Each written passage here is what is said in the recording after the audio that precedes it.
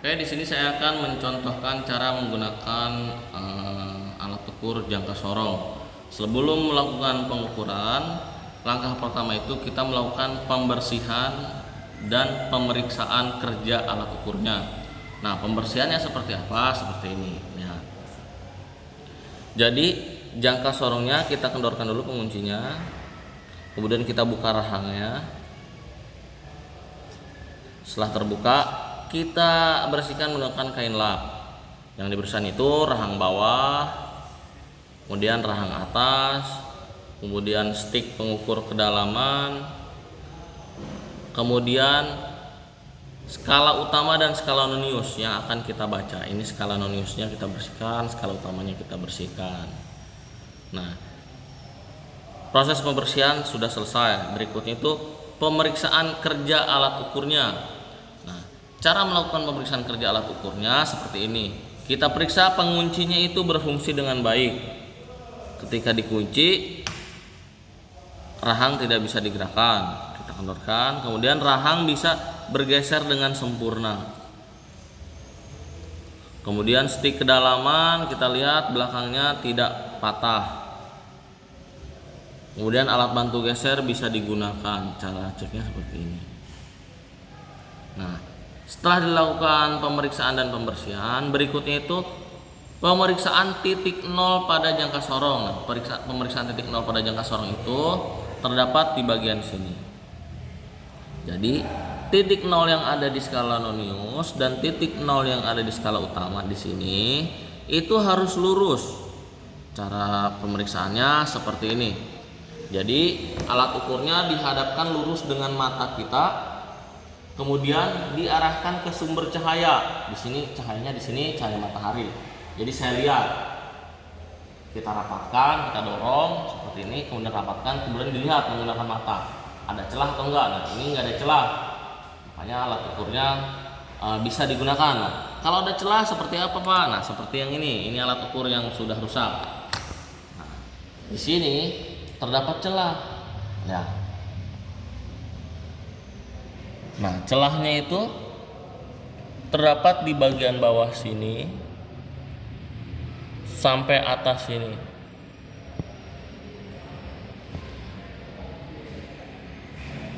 Nah, ini alat ukurnya berarti kalau terdapat celah sudah tidak bisa diperbaiki, sudah rusak.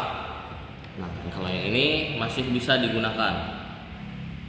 Nah, sebelum melakukan pemeriksaan titik nol tadi, prosesnya itu kita menggunakan kertas kecil ini, kita jepitkan ke rahang bawah, kita tarik kertas, sudah tertarik kertas, kita dorong menggunakan ibu jari si alat bantu geser ini, dirapatkan, kemudian baru kita lihat lagi ke sumber cahaya. Ini alat ukurnya masih dalam kondisi baik. Nah, berikutnya sebelum melakukan pengukuran kita lakukan pembersihan benda kerjanya. Nah, ini benda kerjanya piston kaliper. Kita bersihkan seluruh bagian benda kerjanya. Setelah dibersihkan, kita lakukan pengukuran. Di sini saya akan mencontohkan cara menggunakan rahang bawah yang ini, rahang atas, kemudian stik kedalaman. Nah, yang pertama cara menggunakan rahang bawah. Rahang bawah itu bisa mengukur diameter luar, contohnya seperti ini. Kita sentuhkan ke rahang tetap, kemudian kita geser. Dipastikan harus lurus alat ukurnya, nggak boleh miring seperti ini. Jadi harus lurus.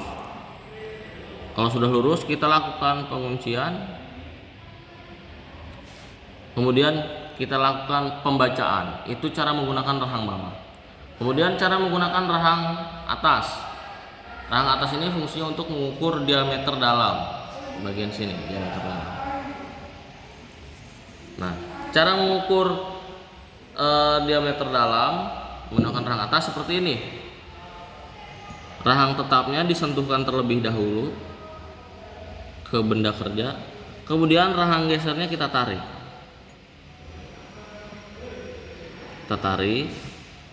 Kita tahan rahang tetapnya.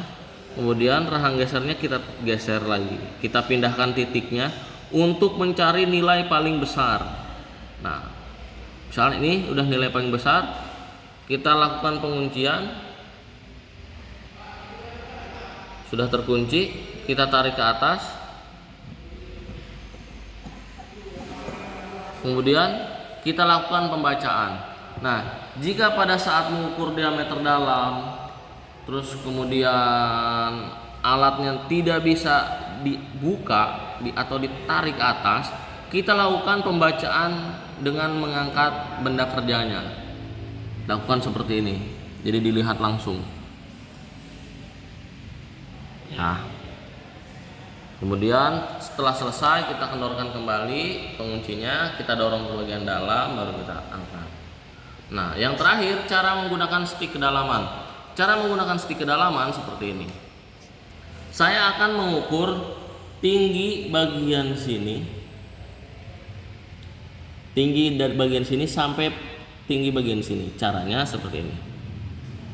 Jadi si alat ukurnya, si ujung alat ukur yang bagian sini disentuhkan ke bagian sini seperti ini. Kemudian stik kedalamannya kita keluarkan seperti ini. Nah, jadi sampai menyentuh titik bawahnya. Nah, ini cara yang benar. Gak boleh miring seperti ini, gak boleh miring seperti ini, pokoknya harus lurus. Nah, setelah itu lakukan penguncian, kemudian dibaca. Atau bisa juga mengukur bagian dalam sini, bagian lubang sini, bagian dalam sampai ujung atas sini. Bisa nggak? Bisa. Kita keluarkan dulu. Caranya, ujung skala utama menyentuh bagian atas ini seperti ini. Kemudian stik kedalamannya kita keluarkan ke bagian bawah dengan cara menarik yang ini, bagian bawah. Nah, ketika sudah menyentuh, kita kunci.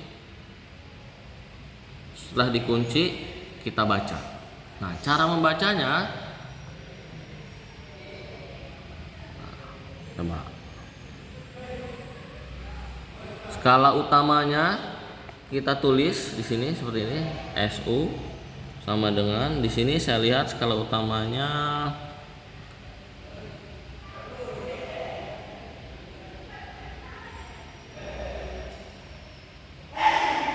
skala utamanya 37.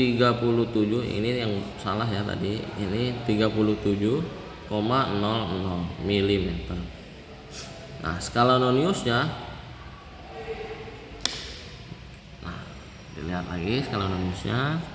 Skala nonius itu dicari dari nonius ini, dari ujung sini sampai ujung sini, mana yang paling lurus. Nah, di sini saya melihat yang paling lurus itu yang ini, yang ini nih ya. Nah, kalau yang lurusnya itu berarti ditulisnya skala noniusnya 0,05. Kenapa 0,05? Karena di sini ketelitiannya ada di ujung sini. Alat ukurnya ketelitiannya itu 0,05 mm, berarti nilai satu garis ini 0,05. Di sini 0,05, di sini 0,10, di sini 0,15 dan seterusnya. Nah, 0,05 mm. Kemudian ditambah, nah dijumlah, berarti hasilnya 37,05 mm. Setelah selesai melakukan pengukuran, kita kendorkan kembali penguncinya, dirapatkan kembali, kemudian dibersihkan lagi. Setelah selesai dibersihkan, disimpan ke dalam boxnya kembali. Selesai.